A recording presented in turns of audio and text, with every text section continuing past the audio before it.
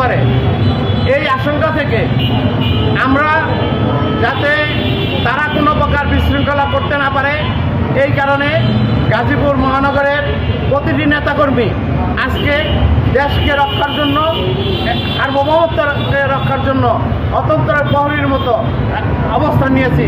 দলের যেহেতু সামনে নির্বাচনকে ভিন্ন খাতে প্রবাহিত করার জন্য একটি মহল তৎপর, তাকে প্রতিহত করার জন্য নেতাকর্মীরা যেন উজ্জীবিত থাকে, তার জন্য আমরা রাজপথে আছি এবং প্রতিটি কর্মসূচি আমরা রাজপথে পালন করব, এই প্রত্যাশা ব্যক্ত করছি।